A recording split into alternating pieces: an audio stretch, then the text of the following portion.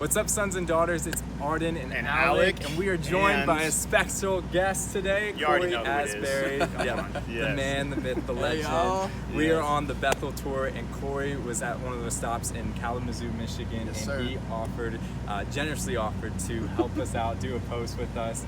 And so many of you guys have probably heard his song, and if you haven't, we'll put it down below, but his song Reckless Love. And so we wanted just to really quickly kind of just ask you a couple questions about that, and wanted to hear, first off, what was the inspiration behind writing the song? Like, the story, give us something. So much, man. I feel like it was kind of the culmination of a great number of years in my life, probably 8 years or so. I sort of just grew up with this idea of God being mean, you know, because I think that's kind of how my dad was growing up. I know you guys have an incredible dad. Maybe he's mean sometimes. You know? You never know. You don't know our dad. No. He's absolutely wonderful dad. So, I think my dad a lot of time was harsh, you know, and his language was maybe not super kind, and that's sort of what I put on God in heaven. You know, he must be the same way. He must be sort of harsh, distant, all these kind of things that you don't want in a dad, you know. And I began to really wrestle with the question, like, are you good? Are you not? Basically, you know, you read in Scripture, he's kind, he's faithful, he's all these things, and I started to go, okay, God, I read this in the Bible, but I'm having a really tough time seeing you this way. And it really wasn't until I had my own son. So I've got 3 kids. Gabriel's 8, Lily's 4, River's 1. I had my son, and I remember looking into his eyes for the first time, and he's this goofy looking little thing. You know, they look like aliens when they come out. Don't let anybody tell you otherwise. They look like aliens when they come out. You know, but I looked into his eyes for the first time, and I knew that there was nothing that this little boy could do to make me love him more, and there was nothing that he could do to make me love him less. Wow, I love that. And it began to kind of change my idea. Okay, God looks at me that way. I'm a son, you know, sons and daughters. I'm a son of the Father in heaven, and that's the way he looks at me. There's nothing I could do. I couldn't mess up bad enough for him to be like, you know, I'm done with Cory, you know? So that began to change everything for me, and just asking the question, show me who you are, over and over. Wow, you know, do you mind if I ask you? Because I actually have recently been talking to a friend that had a problem even with the relationship, because actually what you were just talking about, that he felt like God was looking at him at such a hard light, that he really thought that God just saw him in such a negative way, and whenever he messed up, or whenever he did something wrong that maybe wasn't 100% in line with his calling, or wasn't 100% in line with this or that, it was actually messing up even his just personal relationships. So do you feel like just this revelation of this reckless love, do you feel like that's even just like completely revolutionized any other areas of just it's changed everything. I mean, I remember leading worship at this place called the House of Prayer in Kansas City, and I would come into the House of Prayer. If I messed up that day, if I had an argument with my wife, or I was mean to someone, or you know, whatever it was, I would put myself in almost this spiritual timeout.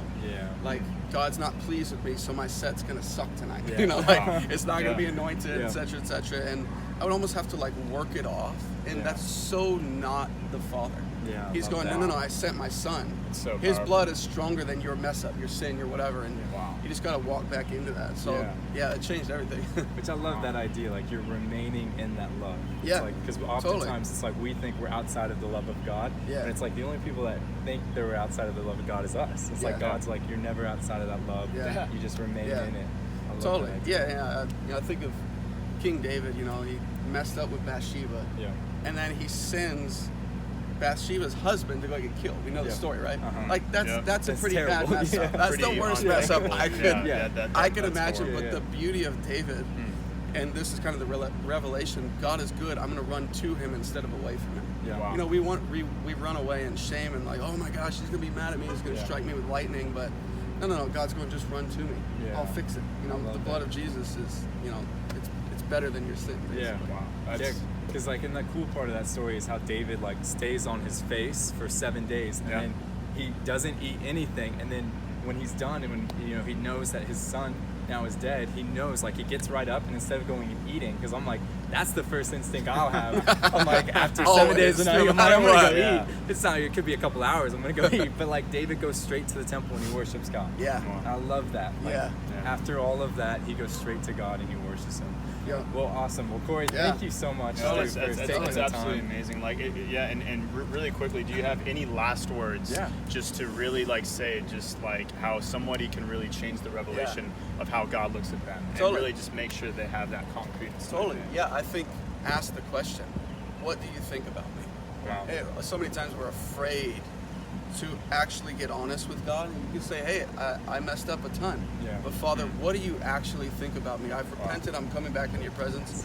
Tell me what you believe about me. Am I a son? Yeah. Psalm 139, are your thoughts toward me more than the sands of the sea, or are they not? Make it real, because he wants to speak to us.